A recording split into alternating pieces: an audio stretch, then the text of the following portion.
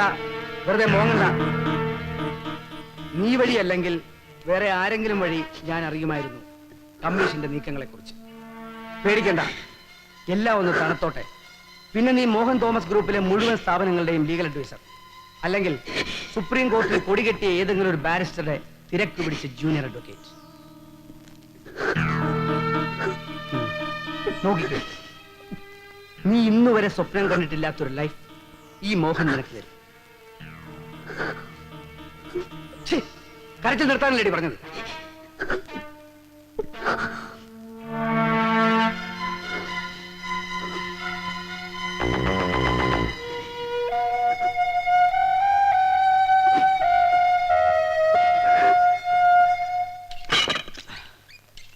മഹേന്ദ്രൻ കമ്മീഷന്റെ ഉള്ളിലിരിപ്പ് എന്തായിരുന്നു എന്ന് ഒരു സൂചന തരാൻ ഈ ശ്രീലതാ വർമ്മയ്ക്കും കഴിയാതെ പോയ സ്ഥിതിക്ക്. ആ പ്രസാദ്, ഞാൻ ഇന്നലെ തന്നെ ചോദിക്കണമെന്ന് വിചാരിച്ചതാണ്. There is one Mr. Iqbal, Muhammad Iqbal ASP. മുമ്പ് ഞാൻ റൂറൽ ഉണ്ടായിരുന്നപ്പോ he was with me. അയാളിപ്പോ സാർ ഉദ്ദേശിക്കുന്നത് ഇക്കയാണോ?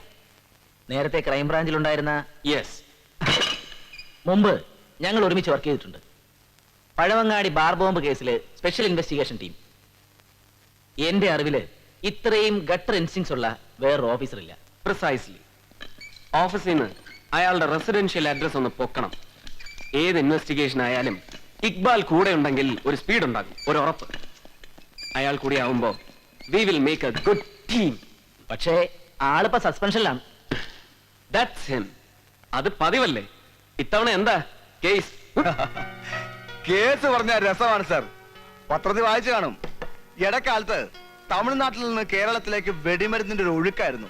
ചുമാടി through അമരവള check post. Investigation charge എനിക്ക്.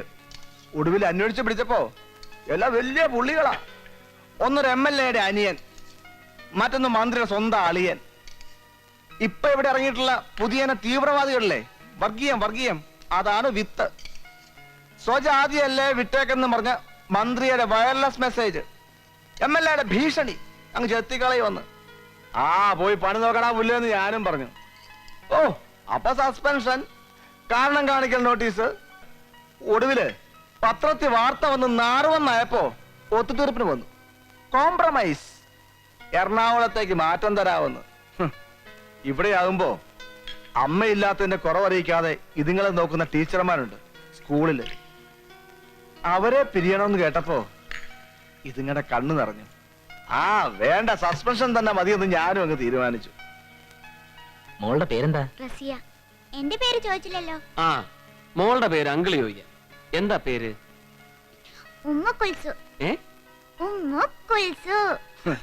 എന്റെ ഉമ്മയുടെ പേരാ ഇവക്ക്. പേരുമ്മയുടെ ആണെങ്കിലും കൂറുക്കേടയാ. കണ്ടില്ലേ ഇടിച്ചു കയറിയത്. സോ സസ്പെൻഷൻ പിൻവലിക്കാൻ ഞാൻ ഹെഡ്ക്വാർട്ടേഴ്സ് IG-യുടെ സമ്മതം വാങ്ങിച്ചു. With immediate effect.